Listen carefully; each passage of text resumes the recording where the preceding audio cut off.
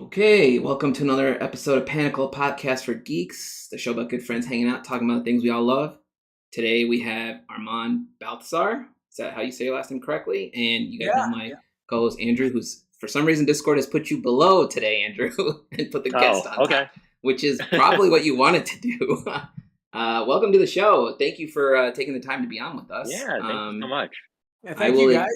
Admit I have not read Timeless, but I do. I have done a lot of research on it, and I did do a deep dive on a lot of your interviews. Basically, the reason I asked you to be on the show is I saw you on the POC podcast with Eric Wilkerson and stuff, and I was like, oh man, this guy's got a lot of interesting stuff to say. I was on there just asking questions when you were on, and then I realized you've done a bunch of interviews, so I went and watched more stuff that you've been doing, and you're very interesting. You're very detailed in your responses, which is helpful to someone like myself who's learning how to, I have my own series that I'm writing and illustrating, which the illustrating stuff is, I would say, it's a little easier because I'm an artist who illustrates, not that well. I'm still learning, but the writing stuff has always been complicated. And it's, you mentioned, I want to talk a little bit about world building and then finding like you mentioned finding the courage and the motivation. Which I think is two key elements you need if you want your world building to be, because it shouldn't feel like a job, right? It shouldn't feel tasking. Right. Yes. Right. So we can just dive right into it, or we can actually, before we go into that, I actually want to point out, I said I was going to do it, that you're from Chicago too, which I think is awesome. Oh yeah. I do love the fact that your wife decided to go neutral on her teams instead of picking one. So what I was going to mention before we went live was, I was always hanging around friends who'd be like, you're either a Cubs fan or a Sox fan. You have to pick one. And when I was younger, I'd be like, Cubs, because I was raised a Cubs fan. My dad's a Cubs fan. My mom's a Cubs fan. But as I got older, I was like, I'm just happy a Chicago team is winning. Like whether it was the Sox or the Cubs. And if you're a Cubs fan or a Sox fan, that answer will make them livid. Like, sure. It is an absolute. You cannot say you should absolutely pick one, and you're just like, cool, bro. It's a sports team. Relax. Are you just digging? Are you just digging your own hole with dynamite when you say something like that? I mean, it depends on who you're talking to, right? Like, if you're talking to someone like me, I'll be like, that's cool. I don't. If you're a Sox fan, I'm not gonna be like, fuck the Sox. I also say you're probably not the sort of person that says like you have to be either a Cubs fan or a Sox fan. I'm not. But I imagine if you say that to someone that says something like that to you, it is basically effectively digging your own grave with dynamite. Yeah, well, they're drawing that line in the sand. The second those words come out of their mouth, and it's how they say it. It's like, so are you a Cubs fan or a Sox fan? And a lot of times it's just the way they say it. They'll tell you, like if they're saying, hey, so what are you, like a Cubbies fan or you the Sox? Hey, so there's a certain cadence to the way they talk, and it clearly defines culturally what side of the line you're on. And the thing is, it's not only just one team or another. It's like geographically, like Sox and Cubs is north side, south side of Chicago. So everything that comes with it. So you're a Cubs fan, you're a Sox fan. Well, then you're also north side food or south side food, or more importantly, north side pizza or south side pizza. You have all these. Oh my gosh! I don't have any friends who are that extra. That's an extra level of extra. Oh man! But I have been involved in like the north side versus south side arguments, especially when the two teams are playing, and you're just like, I don't want to be here right now. I just want to, I grew up in the north side, so south side, I had a few friends on the south side, but it was never an argument. It was always, there was probably one guy in the group who was a little extra and one girl I went to college with who was very much like, if you're a Cubs fan, you're a Cubs fan, otherwise get out of here. And you're just like, cool, have fun sitting by yourself. But let's go with you. Let's move on to the story building stuff. So, I mentioned you have to have the courage and the motivation. And the reason I mentioned that is because, I feel like you need to have the wanting to build your story or write your story. Otherwise, it feels like a job. And I had a cousin who once said, if it feels like a job, it's not going to be any fun. It's not gonna be any fun. And the thing is you're probably not gonna follow through, because the thing that I've found is working for about 25 years in the film industry, is that, which is a job, and it's the funnest job in the world, one of the funnest jobs in the world. But if you are spending every waking moment dedicated to something like your own project, and you don't love it and you don't care about it, you ain't going to finish it. In fact, it's going to be hard to even get to it, do it. After you put in a long 8-hour, 10-hour, 12-hour day, like if you're in production or you're in a crunch period, it's if you don't believe in that thing, you're not going to do it, Mm-hmm. So I do have a couple questions for you. I took the time to reach out to people just to see if they're interested in having. And Tom actually sent a really good question here, which I think I'm going to ask you. I'm going to read it verbatim, which is, said, ask him what he uses as a first seed to build on in a setting. For instance, does he find it most helpful to identify a core character and extrapolate from there for the world? Or does he come up with a setting with an overall theme, the timeline mashup in Timeless, for instance, and figure out the character space on the setting? This is actually related to a question I was going to ask you as well, which was, it's basically the same thing. Like, do you take a very holistic approach to world building where you kind of, like, I have friends that when they're building stories, they kind of just figure out everything. And then they sort of, after that, then they laser focus to figure out what the story beats are. And then like someone myself, and then I think Alan, you're kind of this way. I know David Peterson was when we talked to him, where he just focuses on the moment and he branches out from there. And it's like, if it's not something that's immediately serving the story, he doesn't sweat it in terms of the world building. And I guess that's kind of similar to Tom's question. Yeah, it is. The thing is that the way everyone approaches, actually, let me back up. There's no wrong or right way ever to sort of approach doing these things, right? What ends up happening is you end up finding the things that solves what you need to solve, and you end up finding the process that works for you organically, right? A big part of it is like learning what other people do and seeing what works for them and then trying it out. And so my own process is a little bit of that. My own process is a little bit of, prior to working in the film industry in a storytelling profession, what I knew of, what I intuitively did. And then there was the techniques that I learned along the way working as a professional. And then there was just researching and finding different things and then plugging and playing and seeing what works. So the short answer for me is there's three things, and it all funnels back into the same one overarching thing, and that's context, right? So when I think of a story, it's kind of like I jump back and forth between the entirety of the world and what it is. And then I have to pull myself back because I could spiral out of control and just sort of nerd out on just world building for the sake of world building. And then I got to get back to the core and go, what's this really about? And really, all stories for me, or in general, and this might just be my opinion, but all stories come down to a character, and you're going on some sort of story with a character. I mean, you could be telling some sort of story about, oh, here's a planet and this is how it evolved and all that. But if you're going to connect with people and you have something to say, more times than not, you're funneling that through the experiences of a character or characters, right? So I look at, let's specifically get back to designing a set or designing a location or designing a world. I think about, well, what am I doing it for? There's a context. Who am I doing it for? There's a character. And then the third part is, what am I trying to say? What am I trying to convey with both the world and the character that's happening? Now, I'm sorry, we're going to just stream of consciousness on you guys, right? Totally. So, a lot of times, like if I'm doing something for a film and the director says to me, all right, I need the bad guy's lair, okay? The first thing that happens to my mind is two questions in terms of like prioritizing the importance of what I want to convey. Number one, is it about the bad guy's lair? Number two, is it about what happens in the bad guy's lair? And there's a distinction, right? So if we are going to a scene where we are seeing the bad guy sitting in his lair, not much is happening, but it's very, very important that we take note of what the lair is. The lair becomes a character. The set becomes a character. The character becomes a portrait of the character that's sitting in it, right? It becomes that.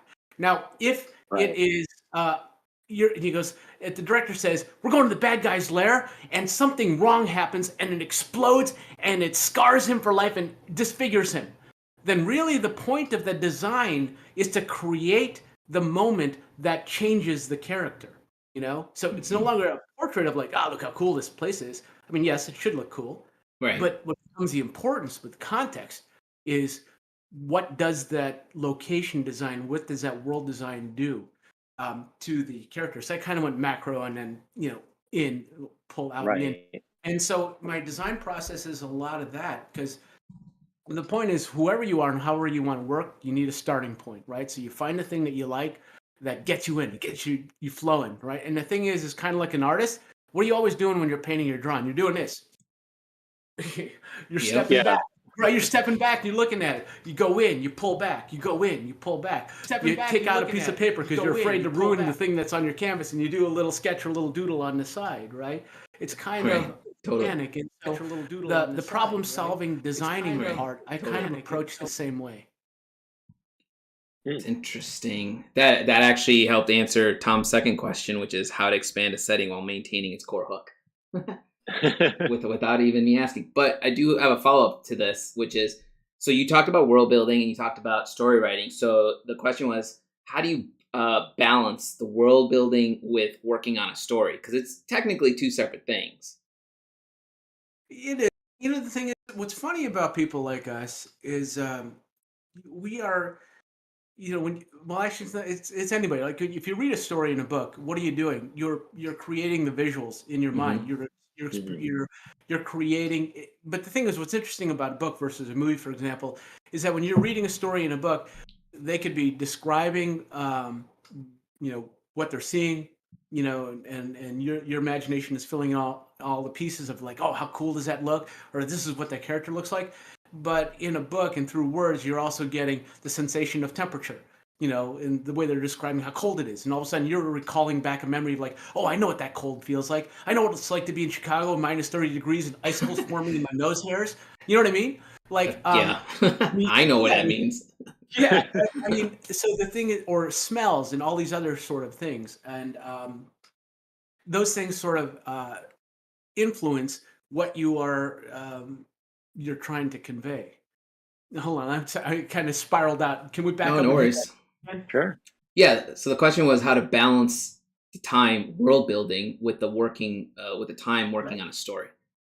So the thing is that happens. I'm gonna answer that with an example of a failed way of approaching the story building and the world building through the visuals. Right.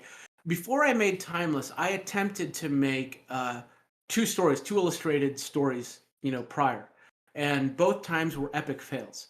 The first time was when I was working at DreamWorks, and I'm like, I wanted to make my own Dinotopia kind of book, like this, like illustrated, right? Everybody tried that. Yeah, of course, everyone tries that. And the thing is, though, how I approached it was like, I thought this really cool, badass character, and I'm like, oh yeah, I got this pirate girl. Oh, and she's hanging out with this samurai. Yeah, I'm gonna draw it, and I drew it. And I drew her. I drew it. I drew like the villain. Yeah, and locations. Yeah, I drew it all up, right, kind of thing. And then, I remember telling everybody, it's like, man, I got this fantastic, pirate thing. It's going to be my Dinotopia, And then a good friend of mine who's a director, he goes, that's awesome. He's looking at the pictures. This is amazing. This is incredible. What's it about? Pirate, villain. There's okay. So let me cut to the chase. I spent all my energies on pictures I saw in my head and using every skill that I had in my toolbox to make them as badass as I could, right? But I didn't invest any time into why I should care about this pirate girl or this samurai or what makes this demon even worse. Here's the thing about like a villain, right? A hero. A hero is only as good as the villain is to have to overcome, right? And the thing is that if everything is on the surface, like I have the coolest looking villain, what's he do? What's his threat? It starts leading to other questions. Why do I care about this character? Why do I empathize with this character? Why do I want to go along on this journey? Right? Kind of thing. What ended up happening was I created like 60, 70 paintings, more drawings. I had this big body of work, and I had no story really that was really worth it. I mean, and all of a sudden, all those hours I was spending away on my own amounted to something that I had no story for. The second time, what I did was I thought I was clever. I'm like, I'm going to take a story that was already written and I'm going to change it and adapt it. So I took Jason and the Argonauts, right? Ray Harryhausen. Yeah. Did a whole bunch of artwork for that. I'm going to do a science fiction version of that. Like, you'll see, I post stuff every now and then on different social media project. And, the thing is like, but I'm going to be really accurate. I'm going to stay true to the character. And so I started really, really, really reading the real, Greek tragedy of Jason and the Argonauts and peeling my head away from the Ray Harryhausen awesomeness, with the stop action. And I found out that the actual story, Jason's kind of a jerk. Yeah. Swear, right? So he was a jerk. He was a selfish jerk who, like, what do you call it? Betrayed friends. He what do you call it? He was a horrible father. He basically married this one woman so he could become king, and then he left his kid. He's just all about, I want to conquer and all this stuff. Because the part that's in the Ray Harryhausen movie, they took a little. Yeah, they took the heroic stuff out of it. Yeah, and then they cleaned it up, kind of thing. And then I'm like going, man, I don't like this character. And the thing is, I was like, I'm doing the real Jason and the Argonauts, and I'm like going, yeah, but I don't like this character, and I don't. And so, why do I want to spend my extra hours doing that? And so the thing is about the importance of story and picture making is that it's hard. It's really, really hard to build your own characters, your own story, your own worlds. Yep. And the thing is that if you're here talking about it, if you're here thinking about it, you've already got stories in your head, it. The thing is that's difficult is accepting that it's going to take a lot of hard work on your part to get it out. But that's okay, because we're all once that person. And I still feel that way every day. I come to the blank piece of paper and I'm like going, oh man, what am I going to draw? Or is this going to suck terribly? You know what? I don't care who you are. You always have that always in the back of your head. But the difference between those who do and those who do not, it's like, are the ones that say, I make a bad drawing, I make a bad drawing. I'm going to make a bad drawing. And also on the same equation too, it's like, man, I got the bad drawings out of the way. Time to get to the good ones. That kind of thing. Yeah. Which, you just keep doing. And story is the same way. I mean, I wrote stories when I was a kid. I didn't know that they were, any good. And then I went to high school. I really liked my creative writing classes. I hated English class. I hated just straight, English lit and learn about stuff. But I like creative writing, kind of thing. I mean, I like creative writing because I love comic books. I love creative writing, Star Wars. I remember reading Dune, losing my mind. And when I was younger, I remember reading 20,000 Leagues Under the Sea and losing my mind, kind of thing. And so I'm like, I don't like these kind of stories. I don't care about anything else. And I don't care if it's good. I'll just write it. And I was lucky. I won a couple of awards in high school, like for a little short horror story and a little science fiction thing. And I was like, oh, maybe I should do this. But, I like doing art more. So I threw myself all at art. And later on, when I became an adult, I always just thought, well, who am I to make a story? You have these doubts. It's like, I've been working so hard to be an artist. What if I make a story and it sucks and no one likes it? And the only reason I actually have a story that's out there was I stopped caring about what people thought, and started thinking, well, I'm going to make what I want to make, and whoever's going to like it's going to like it. I mean, I had extra motivation at the time because the story that I wrote that ended up blowing up for me was one I wrote for my kid. So essentially, all I cared about was impressing one person, which was a kid. Yeah. Mm-hmm. And, with all the things that I would have loved as a kid, like as a 11, 12-year-old boy. And I put that in there. And, and I put that out. But I want to back up and tell one other little bit of a story here. When I worked for companies like DreamWorks and Disney and Pixar, they would send me to some conventions, to like promote films or review portfolios or do talks and that kind of thing. And that was all cool. And people would like seeing my artwork. But I remember when I started making stuff for Timeless, when it was this little tiny project, I would bring in maybe a handful of drawings and paintings of the stuff from that. And I'd put alongside my wealth of like DreamWorks or Pixar or Disney stuff. Right. And all of a sudden I started getting people going, what is this? This is really cool. What's it about? Kind of thing. In the beginning, it was all just like, oh, look, that's a cool Disney piece. Oh, I remember that movie, blah, blah, blah.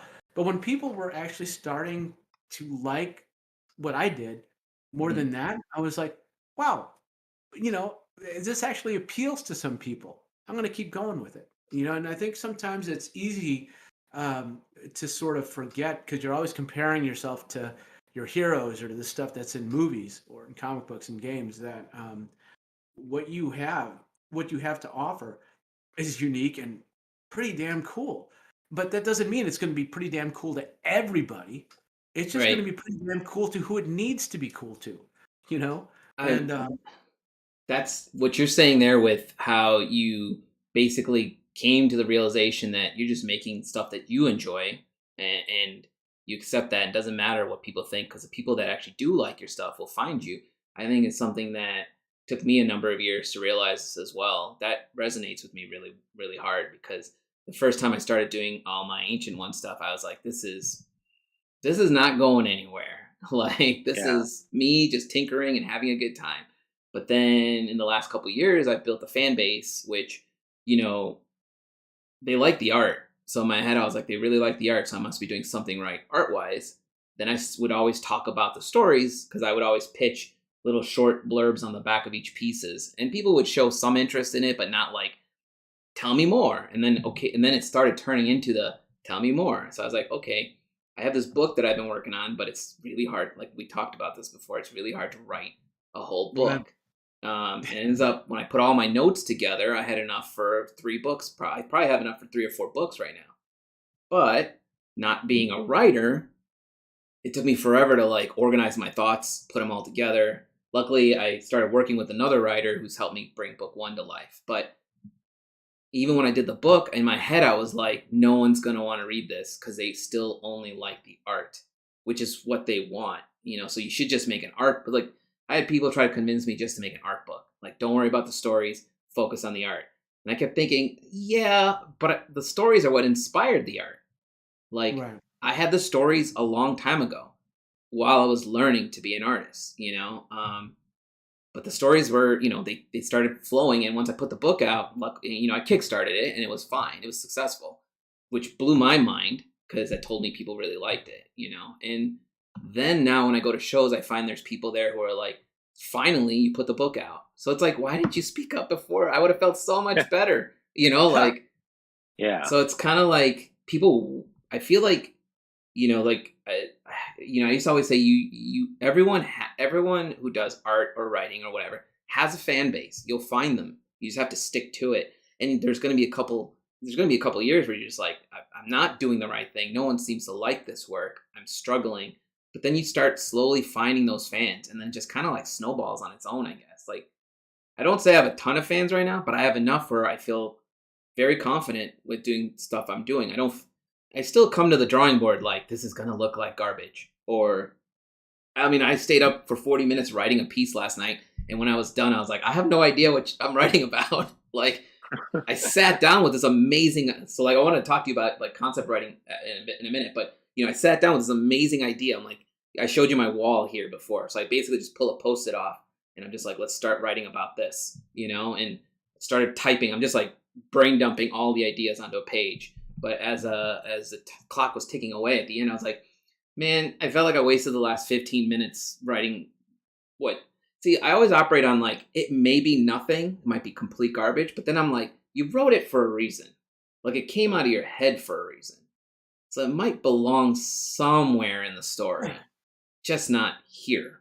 So I always put those things aside for like, it might come to me later, you know? Do you ascribe to like the Stephen King methodology for writing? You know, where he basically writes whatever, like bad or good. He doesn't judge it, and then he edits it later. Like he goes. He's got an amazing editor. So his editor is probably looking at all this stuff like, yo, Steven, you know, like, you've been busy, son. You know, like, oh yeah, because he does like he's got a method now, right, where he does like, I think it's like 10 pages a day or something. I forget what it is.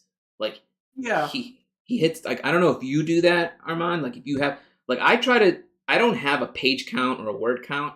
I just try to do, my goal every night is 15 to 20 minutes of writing.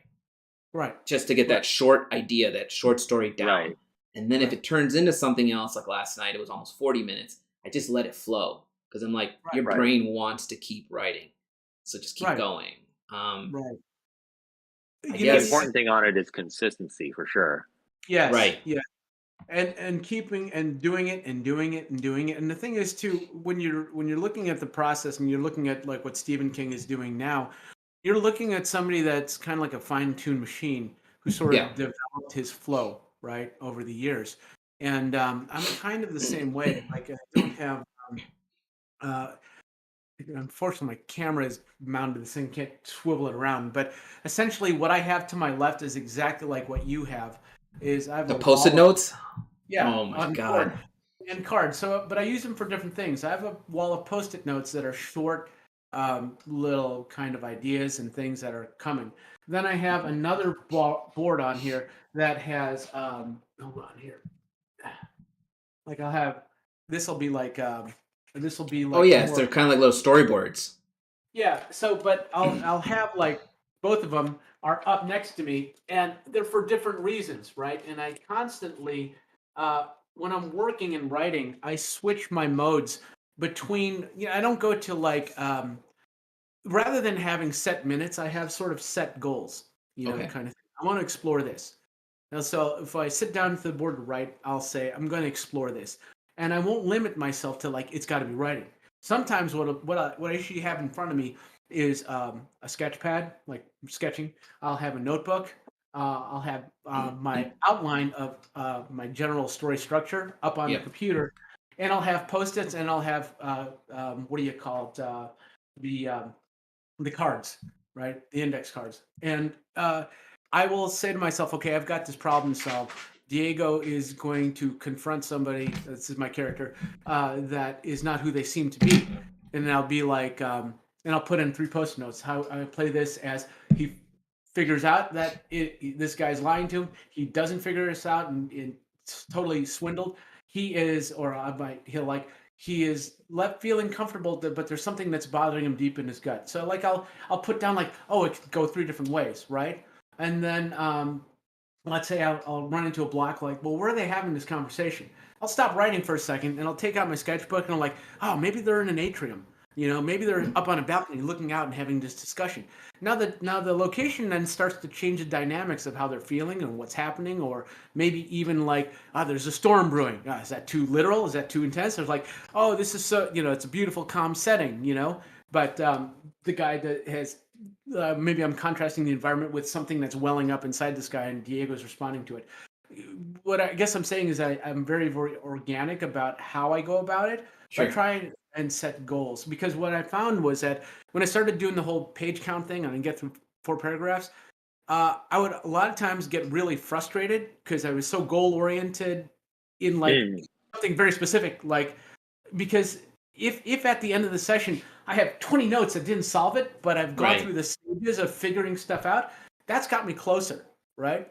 Than if it's like, no, I'm going to write 5 paragraphs that are beautifully written that are really mapping it out, and then I'll go back and revise later.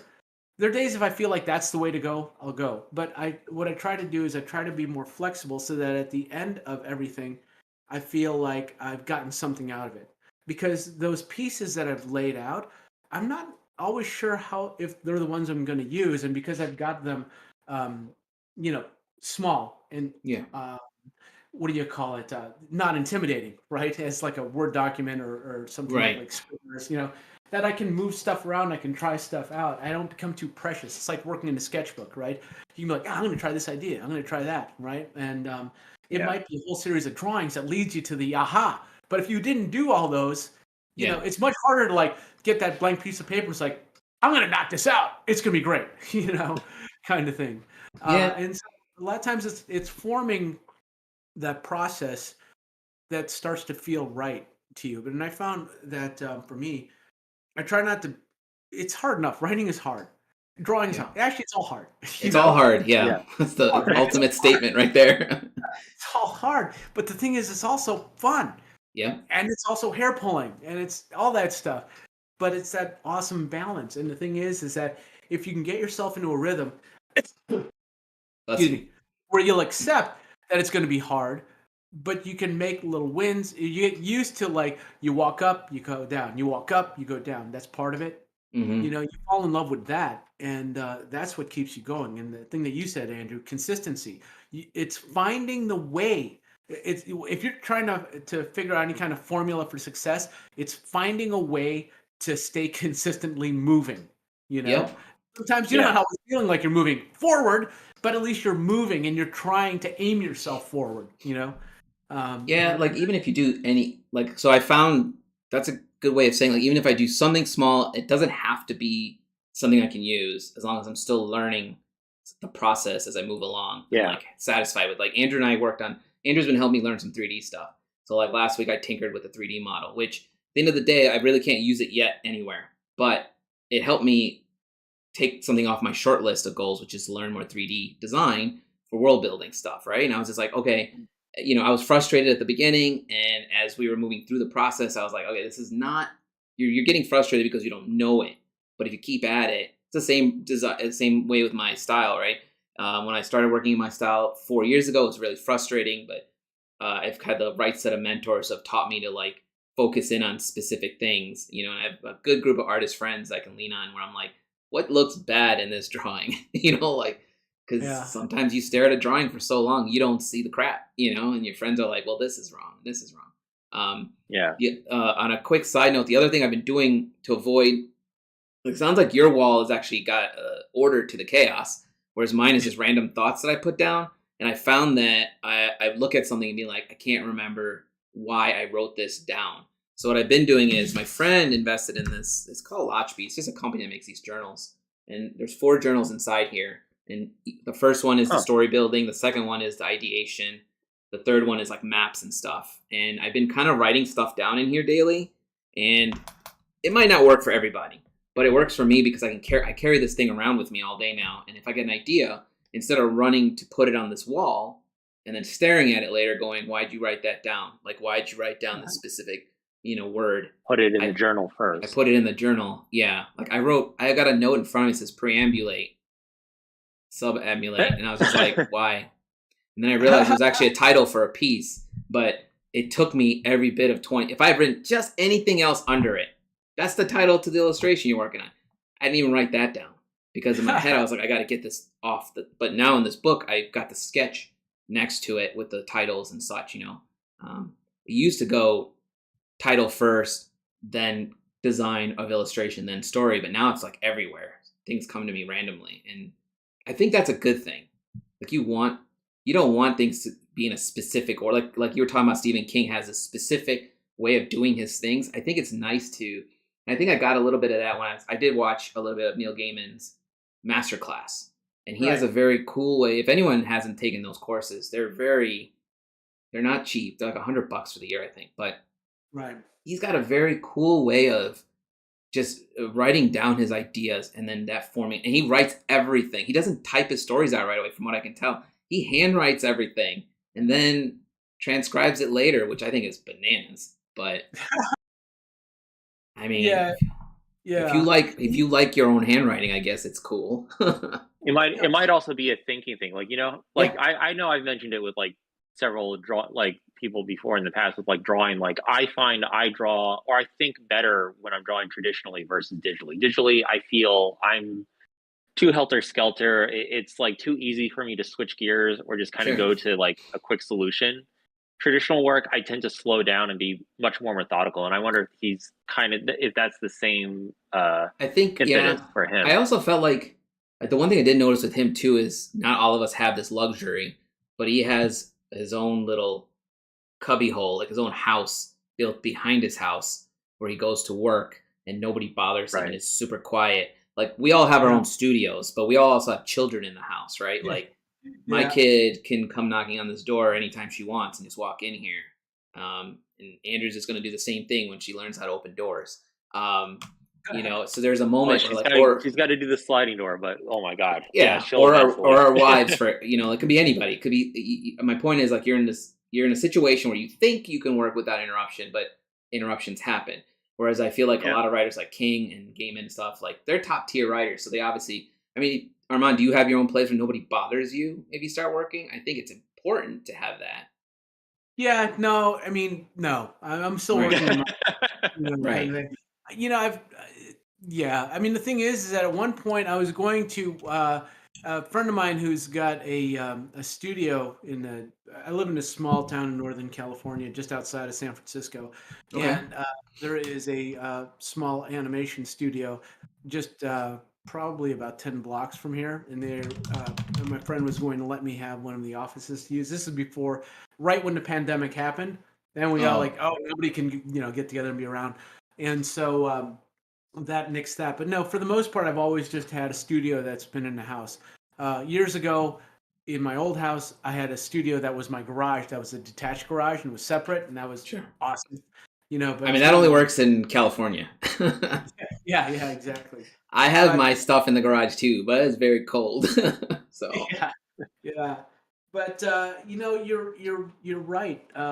The thing is, and you're finding a method that works. Like my method that seems really organized is kind of like it's what works for me, kind of thing. And I like having stuff up because just when I'm working on films for people, or when I'm working in studio on films, I work in sequences. So sequence design sort of thing. So I'm used to seeing things in sequences. So I like having, when I'm spitballing my ideas, like I'm concentrating. I have everything is up at the moment, but behind me is a board that is just for structure. I have another board that's only for what do you call it? Ideas pertaining to characters. I have another board that is about character arcs and how they overlap. And so a lot of that just ended up coming out of what I would have to do when I'm working on a film. Like if I'm doing color scripting for a film, like color scripting sequences and stuff, I would break things down. So when I wrote, it just gave me a way to easily track things. Because what I ended up finding when I wrote Timeless it's a 400-page novel written, right? So and then 200 pages added extra for all the paintings that I added in to the thing, right? And so it was a lot of stuff to track. And when I was writing the first book, I would make a significant change to something, to a character or an event, and it would ripple across the entire. Oh no! Like, oh, this guy, he doesn't appear here anymore. I take him out. But wait a minute, you said here he would, and then you said here he is going to set up, and I'm going, oh my god! And so I started getting in that habit of like sequentially organizing, even if I know I'm going to pull and move, so that I could catch myself quicker to see the bigger picture. Kind of like that whole stepping back kind of thing. That's actually a good idea. I mean, I used to color coordinate the Post-its according to character, artifact, worlds, but obviously I dropped the ball on that. But that's actually not a bad idea. I should consider doing something like that, because I do like being able to look at this wall and it's motivation. There's Post-its in front of me too, which you guys can't see. Yeah. But it's good motivation to look at something and be like, this is all the cool stuff you're gonna eventually create, right? Once you get around to it, it just world building takes time. Takes time. What else is interesting, man, is that I have Post-its of different things, right? And later on, I might look at an idea I wrote down going, he would never do that. She would never do that. That's dumb, right? But I'm like going, well, they wouldn't. But another character named Marlowe, in another setting, in another story, might. Oh, shit, this is a good story idea. Yeah. New story. Put in another folder. Like one thing can germinate and become seeds of other stories. I've got now 4 different stories going on outside of Timeless that came out of Timeless, out of something a character did or as a character saw that doesn't get me anything, in Timeless book, but is the seed of something else, somewhere else, Do you I had a question about how you might organize your like digital files, for example. Like I've tried, I use Google Docs mainly is what I initially started on. And then I got a friend who recommended some software called Scrivener, which is cool because it's got file management. And that's kind of what I'm looking into now. But I was curious, like, if there's something specific you recommend, because I think I was using World Anvil too for a little bit, but World Anvil is really more RPG design, which is not where I'm at yet. Yeah, I love Scrivener. Yeah, I use it a lot. Basically, my 3 go-tos are hand in a notebook, but I hate my handwriting, and sometimes I'm like, what the heck did I write? Yeah, because That's all the time for me. Thoughts, because I like put fragments of sentences that are coming out of my head, like I have stuff that looks like I wrote it sideways, like I was falling, and I was just like I had to get it down, Yeah, but when I'm writing, I'm like super excited. I'm writing with my pen on paper. Sometimes I'll shortcut, and I'm like, oh, I'll know what that means later. Because you never do. You never do. I know, right? And then I use Scrivener is my main go-to tool for the whole. I would say the first 2/3 of that when I'm actually writing and cleaning it up. I love it because of the interconnectivity of being able to put visuals, to put links, to put all these different things, to access all my cross-reference my files. I've written endless notes on different characters and different situations.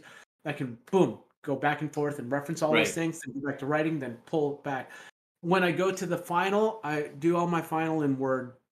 In Word because that's the preferred. Well, two things. If it is a working document for my editor to actually work back and forth with, he prefers to use Word, and it becomes very easy to sort of like sort through what he needs to do for what they're going to go to press. So that is like the latter stages. If it's just simply in proofreading or to just get some feedback, one of the things I do is I will, or even when if I'm doing a revision pass, is I'll revise on a PDF and not Word because it restricts the temptation to go back in and start rewriting as you just make notations on the PDF itself. Yeah, because that's the thing is that you can spiral yourself into a rabbit hole where you're like, I'm just gonna take a pass at rereading this and give myself notes, kind of thing. And this really kind of gets down to where the stages of things are, and so it forces me to sort of slow down. And sometimes I'll send stuff to my editor or to people who I have who are beta reading for me, PDFs instead, because it keeps it almost kind of like Andrew, what you talked about with drawing old school. It kind of is almost old school, like the way with writers, like getting notes, things, and I do that now.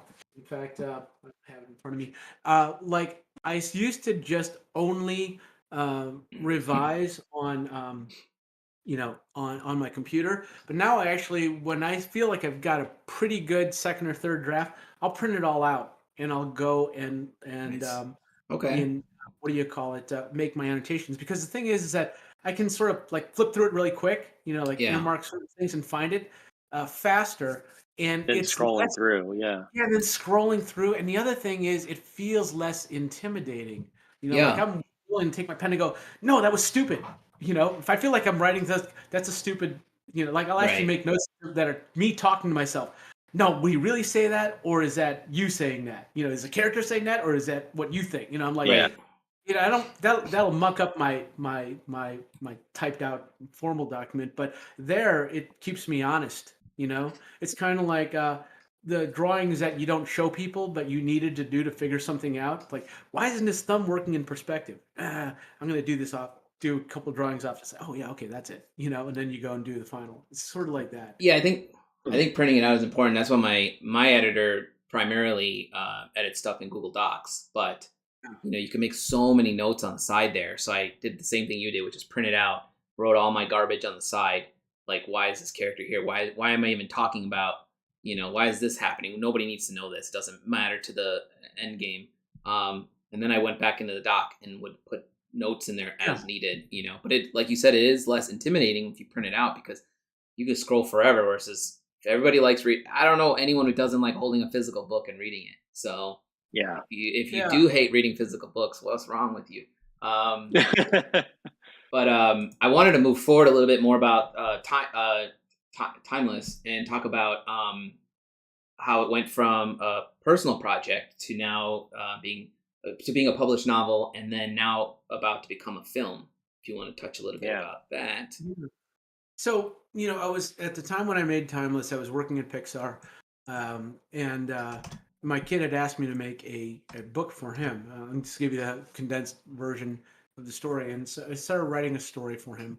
I started taking, or no, excuse me, let me back up. I thought, what'd be cool is not only to write and illustrate a story for him, but to get it published as a book, like self-published, right? And at the time, the very first iteration of Timeless, it started out as a children's picture book. I had some of the same elements. There were mercenary pirates in it. There was at the core was a little boy and a giant robot kind of thing. And I started making images and writing a story to it. And it began to evolve into something that is closer to what it is now. Because it was taking me a long time to do it. And by the time I actually got the ball really rolling, the kid in the story became older as my son in real life became older. He's like, Dad, make the kid older like me. They're like, oh, let's put more stuff in it. And I'm like, yeah, let's do that, right? And so I was going to conventions and showing the Timeless artwork, and I had written some synopsises and an elevator pitch about it with the explicit goal of just getting people aware of it so that when I launch a Kickstarter, I'll be able to build an audience to help fund it and source it. So I was at the San Diego Comic-Con, and I was showing everyone the project. And at the Comic-Con in San Diego, there is a huge section of publishers, big publishers. Well, so I tried it. I showed it around there a little bit. Got a lot of kind of like rejection and typically, not interested in this time, that kind of thing. And I didn't really care because I was like, well, I'm really doing this for a Kickstarter, but I just thought I'd show it anyways. Right. It was on the last day of the San Diego Comic-Con. I had a gentleman who came up and he's looking at the artwork and he's like, wow, what is this? And I sort of told him a little bit about it. And it was at the end of the day, we're about to close up, and he goes, well, can you tell me more about the story? And I said, yeah, sure. And so I told him a little more, and he goes, and then he would continue on. It's like, well, then what happened? And I'm like, well, this happens. And I told him more, and I told him more, told him more. And then at the end of the conversation, I'm like, well, would you like to buy a little print to help support, my project, and I'm going to kickstart and all the rest of this. And he goes, no, actually, I wouldn't. What I'd like to do, though, is I'd like to have you come down to my office. And he gave me his name. His name was Steve Zerlin. And at the time, he was the vice president of development at 20th Century Fox. And he wanted me to come down and to talk to him about Timeless. And so I went down and, he expressed interest. He wanted to have to option Timeless. And I said, you know what, man? I go, that is awesome. It's like a dream come true. But the thing is, I'm going to have to turn you down because if you option this book, I promised my kid, I've been working on this for years. I promised my kid I'd finish this for him. If you option it, it's yours, and you could be sitting on it for as long as 10 years, and I can't do anything with it. Right. That's pretty much it, right? And he goes, yeah. And he goes, so I got to say no. And he goes, so he goes back up, and he goes, so listen, you're just saying that your goal is to make your book, but if you get to make your book, you'd be willing to talk to me. I said, yeah. And he goes, well, don't say no to me. Just say, let's continue to talk later on and see how things go. And I said, sure, okay. So oddly enough, the next year I went back down, and by this time, more of the story was written, more of the art was fleshed out. I had a clearer idea of what it was. And the opposite thing happened with the Comic-Con. The publishers started stopping by my booth, seeing it and asking me about it, and I'd retell the story and they'd kind of get a better grasp of it. And I ended up with 3 publishers that wanted me to submit the story, one of them being HarperCollins. Awesome. And so the short of it is I submitted it to HarperCollins, and Harper goes, man, we love this story. We want to sit down and talk about this becoming something more. And by the way, we got a phone call from 20th Century Fox. I'm like, you did? He goes, yeah. As it turns out, I don't know if you know this, but they are our sister company, HarperCollins and 20th I didn't know Fox. that. Really? And there were a set of executives that said, oh, here are projects we think you might find at Comic-Con that we think are pretty darn cool. And they said they were talking about this little boy and this giant red robot, and we said, well, we're looking at a project right now, and it was mine, right? That's awesome, man. And then and so we sat down and we, and Harper was interested in doing the entire book series, not just the book. They wanted to do the entire series. They said, how many stories you got? And I said, well, the story is 6 novels. We join Diego when he's 13, and by the time the story ends, he's 19 or 20. So like Harry Potter, we kind of go with him every this adventure. And so I signed the contract for that book, and it was like literally almost like the next day, I get a phone call from Fox and said, from the guy, it's like, so you got your book deal. He's like tracking you. Yeah, he's like, how about we talk? And so I said, yeah, okay, I owe you that. Let's talk. And so he basically said, look, by this point, I'd really finished the first draft of the story. They'd read it, and he's like, we really, really like this. He goes, I want to put something else on the table. I don't want to option your story anymore. How about this? How about we take it to some directors and we see if we can't make this thing? And if we get people who want to come on board and make this, we won't call it an option. We'll call this a straight pitch, and we'll just see if we can't make it. And I said, wow, that's awesome. And then, and you can, and so I said yes. And so I don't know what happened, man. Dude, your hard work's paying off. That's what's happening. Yeah, it was that, but the universe kind of paid off, and strange things happen strange ways. Here's the thing about these publishers. You know why they end up stopping at my booth? They ended up in part stopping by my booth because my booth was near the men's and women's bathroom by publishing Comic-Con. So they were forced to have to keep walking past it. Where are you? Do you have a booth there still?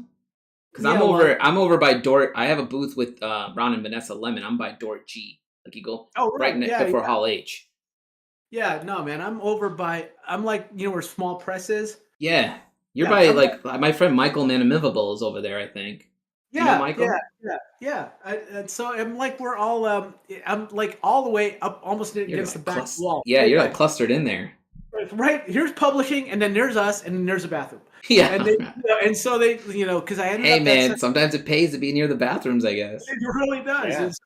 Yeah. They ended up, that's what in part happened. But the thing that happened at Fox was, lo and behold, at the time, the executive I was working with was just wrapping with Ridley Scott on, I think, the first, Alien sequels, Prometheus or something. And he was working with him. He's worked with a bunch of other directors, and he ended up being the first or second person they put Timeless in front of. And Ridley looked at it, and at first he goes, "Wow, this is really amazing. I really like this. I see the world and all this stuff, but I don't do kids movies, So, and then a week later, we got a call from him, and he said, "You know what? Can you send everything back over, the manuscript and the art?" And he basically came back and said, I don't make kids movies. That's true, and I don't work with kids actors. It's usually not my thing. But I really love this world, and I love the story, and I see it happening. He goes, and I'd be interested in making it as the executive producer with my studio. And that's cool. And so I said yes. And so it went with Ridley Scott, Scott Free Productions. It was with 20th Century Fox. And the idea had been, while it was in development, to be a live-action movie, I guess, like Star Wars or Harry Potter, actors and special effects. And then it was there for a long time. Development kept getting closer to getting the script finalized and moving. And then Disney bought Fox, and then it became Disney's property. And so it was in development at Disney, and currently it is in development. But now, that's where we're at, and it is we're waiting to see. See, your story mirrors, doesn't to a degree, kind of stuff. Well, we had David Peterson on last week, and he was talking about how Mouse Guard was ready to be a movie, and then Disney, man, like Disney buys it out, and then just holds, like in his case, they canceled it, right? God, that was luckily in your case, it's still moving somewhere. I was gonna say, wasn't in his case, the scenario was basically the guard changed because it went from Fox to Disney, and what he said was that pretty much everyone looks at like the projects that are existing and like, we want to get our own people in on this, or we want to start our own thing. So whatever we can drop, we're going to drop, and whatever we have to fulfill, we're just going to get out the door as fast as we can. Correct. And just so we have a clean slate. I mean, at least in Armand's case, they're still in development, which is nice. Yeah. Congrats, by the way, because most of us go to San Diego expecting to get a Conan Funko Pop. And I'm like, this year I'll be there this year too. I'm hoping, because I have my book, I'm hoping more people actually pick up the book and read it, but Well, this will be the first. Yeah, this will be the first. This will be the first year I'm there with the book. Wow, that's right. Yeah, because you had the book fund right at the start of the pandemic, right? Yeah. So what I did my first experience in San Diego basically was working another artist booth 2 years in a row, and I did kind of what you did, except I didn't have any. I didn't have my own booth, so what I did was I printed out quick little teaser like postcards with my artwork on it and a mock book on the back of it, and I literally would just stand in the middle of the aisle handing out postcards to people as they were. If you stand in that middle aisle where all the comic books and the vendors are, it's super crowded. And I would just stand there and hand people cards and Kickstarter coming soon, Kickstarter coming soon. I did that forever. And the Kickstarter didn't even happen for another like 4 years. But I just kept doing that and building a mailing list and slowly built the fan base. And then, Ron and Vanessa Lemon, if you know them, they had space in their booth. And Eric Wilkerson actually decided he didn't want to do San Diego anymore. So I took over his spot and that became my spot. So I learned early on from Ron, and then Andrew Murray was there. Andrew Murray of City of Gateway. He was my world building mentor. I still mentor under him. So like we were all in the same row. They got so much space. So I've been slowly hawking my artwork there, trying to get people to notice, and people do notice it. But having the book, I think, is key. Having that story, I think, is. You can speak to it all you want, but I think it's great that now you have this book you can show people too if they ask about the world. You can be like, you can talk to them about it and be like, oh, by the way, here's the book. Yeah. Take it home with you. I feel like I need to go buy a copy of this book now because I've read up so much on it. It's just I have this backlog of books I'm trying to catch up on. You guys all know what it's about. So No, it's all good. I think it's great that you didn't get like. I think it's awesome that you got people looking at yourself at your first go there, and you got someone big, freaking Ridley Scott. Yeah, it's a big deal. The thing is that I have no explanation for it. People sometimes ask me, like, how do you make that happen? Like, you can't plan for it. You can't plan for it, exactly. Right? The best advice I give people is like, do something worth doing, period. Right? Because like I'll get this question all the time. It's like, how do I make a hit IP? And I'm going, well, number one, this is the first thing that usually comes out of my mouth. Quit referring to it as an IP. Quit referring to it as like I'm making a product to sell. Okay. Mm-hmm. Yeah. Make a thing that you want to make. Period. And it can end up selling. It can end up doing all these things. But the thing is, if it ends up being nothing else other than what you made, then make sure that all the hours and all the blood, the sweat, the tears, and every moment that you spent crafting it was because you wanted to craft it first. So make it that. Yeah. And then because it's kind of like that question you get as an artist is like how much money can I make as an artist? I'm like, well, I have no answer. There's no answer for that question. That kind of thing. Yeah. The thing is that there is a difference. There are the people that talk about making something and the people that make something, and one of those things is very hard to do. But at the end of the day, you have it, right? So I have this book, and I'm really proud that I made it. It was something I set out to do, and what's really, really funny is that the best part of the book. I mean, I'm not a super freaking millionaire out of it. It does pretty good. It does well. But Yet. I'm totally kidding. But the best part of the book is getting letters from a kid who read it and goes, "Oh, this is the coolest thing," That's awesome. And you probably heard this when I talked and painted in colors. Like the coolest thing for me was when I started getting letters from kids in the Philippines who were like, "Thanks for making Filipino science fiction, fantasy, action here. I've never seen anyone that ever looked like me, in a story like that, And I was like, that's what I grew up with. Like in Chicago is like a Filipino kid surrounded by non-Filipino. Yep.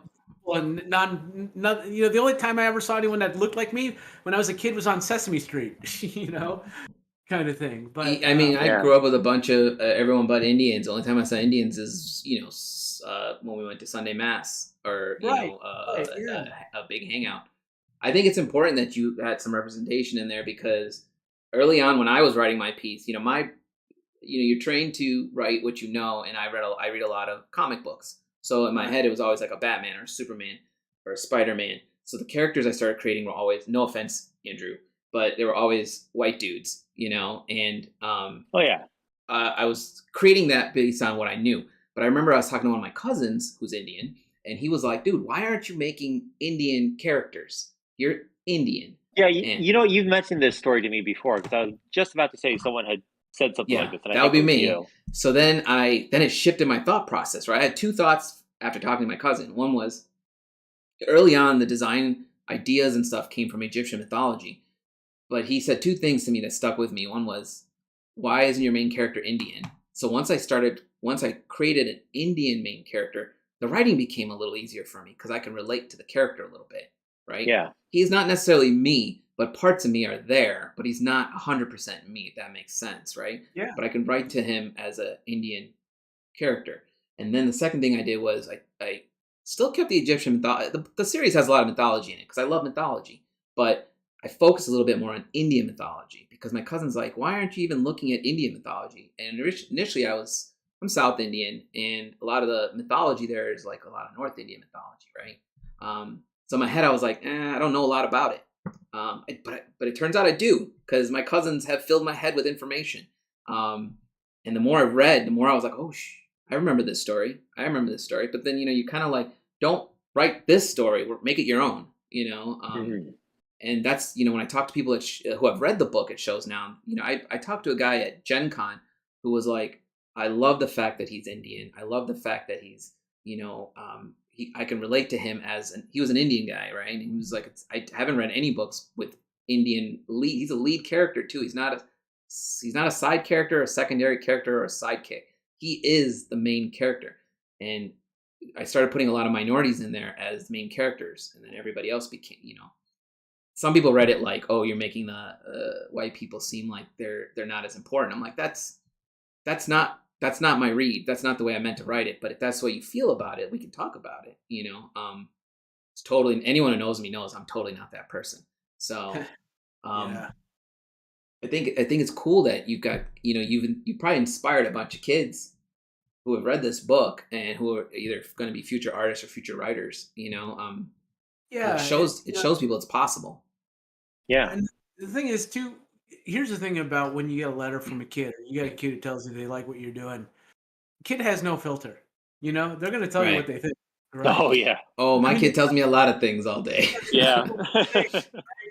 And so when you get a heartfelt letter from a kid who wrote in their own hand saying, man, this is really cool. And, they're the ones that were like, thank you for making a Filipino main character. But just even like, I'll tell you another thing too, on the flip side of that, right? There's a Russian sea captain who's one of the good guys in the story. And I got a letter. This didn't mean to tie into what's happening in the world at the moment. Sure. This is purely accidental, but this was or coincidental. But the thing is that this kid wrote back. It's like, thank you for portraying this Russian person as who's a good guy. Like and he's like, I'm an art student, and I just hate the feeling like people hate me because I'm Russian. Right. I kind of, Right. and I. It kind of got me like that gets you, man. That gets me just listening to it. Like, it's hard because society has deemed him to be this person he's not. Well, and when you're a kid, you're born however you're born. You're born to wherever you're at, and whoever you were born to, whatever country you were born to, you can choose it to happen, that kind of thing. But the point is, for me, was that it's kind of like when you have fellow artists who are like, yeah, I like your stuff, and that's all great, that's all cool. But when you have little kids who don't know you from anything, and that was really and cool. they like it.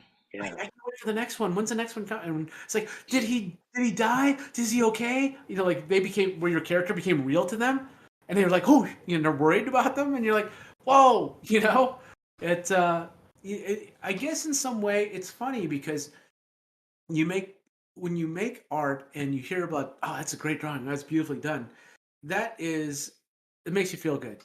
Yeah. But when you've written something fictional, and to another person, your characters become real to them, or it's like, I felt like that. I've, been there. Or it's like, oh, that happened to me, that kind of thing. You're like, wow, your art, in this case, the story you wrote, the character you wrote, connected on this really personal, like, life experience level. And it's like, it's rewarding. Yeah. thing is that every day that I'm pulling my hair out because I had a bad drawing or a horrible paragraph or a stupid idea that I got down on paper, you know, I think about the kid who's waiting for the next thing or the kid who Yep. appreciates it. I'm going, yeah, this is worth it. This is worth all the effort. This is I worth mean, everything, you know? it's that just it's good writing if you can resonate. Like everyone knows one of my favorite writers is Stephen King. So Dark Tower is my all-time favorite series, Yeah, and me too, man. dude, I got this tattoo to my arm. Like so, like people always, if you know, right? I've seen people at shows where they're like, "Holy crap, that's amazing," and then you right there, that person and you are about to become best friends. Like because they love it that much. Because I don't have to say what it is; they recognize what it is. But when you're talking about how you can relate to a character, The Dark Tower is like one of those series. When I read it in high school, I started, and it was one of those series that just like resonated with me so hard. It like taught me a lot. It got me through a lot of tough times. Right. To be that, if you just have that mantra on those characters. Right. But we can talk about. We should have you on for the Dark Tower talk someday. But I wanted to touch on. You said if you make the thing you love, and I always have this saying I say to young artists or artists. So I say if you make the art you love, everything else will follow. But now I feel like that could be applied to if you make the thing you love, everything else will follow, right? Because it could be applied on anything you're trying to do, and which is you're a prime example of someone who's doing the thing that I'm talking about. You're doing the thing you love, and all this amazing stuff is just following you. And it's not like you can call it luck or coincidence or whatever, but it's happening because you've put forth this positive vibe. You're not forcing it. I have another saying that I always tell the students, which is flow, don't push, because they stress their artwork or they stress their writing or they stress something. I'm like, man, relax. Like, just let it happen. And I find myself, I have it posted up here because I have to look at it once in a while. I have two phrases up here. One is flow, don't push, and the other one is drawing is redrawing, which is what Scott Fisher always says. And those help me get through, like, because I had to come to a point in my life where I'm like, you are stressing this drawing, and at the end of the day, the only person that's going to be disappointed if this doesn't get done is you, not anybody else. Maybe your fans, but they know what it's like to be us. They should wait. I can go off on a tangent about this, but I definitely would like to have you back on the Dark Tower talk because that's cool to know. Yeah, I'd be happy to do that, man. It's interesting. You just said something about Scott Fisher's phrase that reminds me of, I can't remember which author said this. It might have even been King, but one of the famous authors said, writing is rewriting, writing is revision. Yeah. The real art of writing is in the revision. And the thing is that when I remember reading that, it reminded me of one of my favorite stories I heard when I was in art school learning about painting. One of my big heroes when I was in school, still now, obviously, but is John Singer Sargent, right? And there is a series of letters that have been published from students who were of Sargent who would write about the demonstrations he did or him painting. And one of the students described this process watching Sargent, where he painted this hand, and it was gorgeous, and he scrubbed it all off. Then he repainted it again, but in like fewer strokes, and it was like even more gorgeous. And they're like, "Oh my god!" And he scrubbed it off, and then he painted it again in like 4 strokes, and he's just like, it blew his mind. He's like, "Ah!" Each one was gorgeous. He goes, and Sargent said, he goes, but it wasn't what it needed to be. It wasn't distilled down to what it absolutely had, right? And he kept, and and it's funny because it kind of resonated with that phrase that Scott said, and what this famous author, I think it was King, but it could have been somebody else. Sure. So I won't say name. But the writing is in revision, because the thing is that distilling, it's kind of like the editing when you're drawing, right? You can put 10 million things in there, but the real key is like only putting in there what needs to be there, and then it's elegant and it's powerful and it's true and it resonates the most powerfully, right? And that's the thing about getting to that core, and however you get to it. It's like earlier on in our conversation we talked about what's the right process and doing all these different things. It is the process needs to be whatever it is to get you eventually to the point where you distill down your craft to get to that pure connection. right? And kind of thing. And for King, it's that X number of pages or minutes a day. Maybe for me in my part of the journey, it's doing what I'm doing by setting a goal and trying to meet that, whichever way I get there, or for you and working in your journals. But the point is that when you meet other artists, other storytellers, the most exciting part is that we're all on different parts on the road, you know, and at every point of the road, you're learning from each other where they came from. By the way, you know that I'm so blown away about that tattoo that you have with the Dark Tower thing. I didn't do quite that, but on my arm, this is the first Timeless book. Right here. Nice. And these are the ones that are coming. Nice. This is my family's history. The traditional. That's awesome. Oh wow! But the dad character in my story, is this person that is a amalgam of like my dad, my grandfathers, all these sort of things, and represents sort of like all the things that I try to want to aspire to be as a good person in contributing, right? And it's sort of like the stories you make, you're part of reshaping the world. Your art, your stories, all that is your means, right? Some people become, politicians or scientists or doctors. You became artists and you've intrinsically been, or storytellers, and you've been given those tools to help shape your part of the world and perhaps even a larger part of the world with what you do. And man, it's humbling and it's awesome to be around others who do the same. Yeah, that's a good one. That's a good way of saying all of that. It's always amazing to hang out with other artists and other world builders and writers, because you get to see a difference of how everybody thinks, which is, I think, it's a key to all our developments. You won't meet anyone who's the same. Even though I am mentoring under Scott Fisher for art, my stuff looks nothing like his. There might be elements of his teachings that come out of me, but it's never going to be exactly like him. But I do obviously have his phrases memorized because they're important to me. But we are a little over an hour. So I'm going to round us off. I was going to say one funny thing was how when I reached out to Armand for the first time, I reached out to him about the Noom diet, which is something both of us, you talked about it one day, I think on Facebook, and I was just like, I just happened to be looking at it. By the way, I am still on it. I think cool. I need to learn a little bit more to stabilize a little bit more of how I treat it, but it has definitely helped me lose weight. I'm not plugging Noom in any way, shape, or form. I'm just saying it's helped me and Armand, obviously. But I was trying to think about it. I was like, how did I reach out to you the first time? Did I say something cool like like love your world building? Nope. I said, hey, can you tell me a little bit about this Noom diet? I think because I hit you up with so many questions during that their live cast, and I was just like, right. I don't know how to approach this now. But I'd like to thank you for being on. I know Sundays. Thank you so much for everybody. Thank you guys. We had a lot of people watching. Not that many people asked questions other than the ones I had, but it'd be nice to have you back on as you progress on this stuff. I am definitely planning a Dark Tower talk with two of my other friends. If you're interested in being on there, I'll definitely invite you back because they're both still reading it, so I'm gonna wait till they're done. That's all I have to say. If there's any questions that maybe I didn't ask you, or something you want to touch on, now would be a good time to hit us with that. Well, you know what? It's been an honor. It's been awesome, and it's been fun hanging out with you guys and talking about everything. And for sure, when you get that Dark Tower talk going, count me in. Awesome. Favorite book series. This was the first tattoo I ever got was the Cosimo. So. Yeah, that's really cool, man. I tried really hard to get. If we had a boy, I wanted to name him Cuthbert.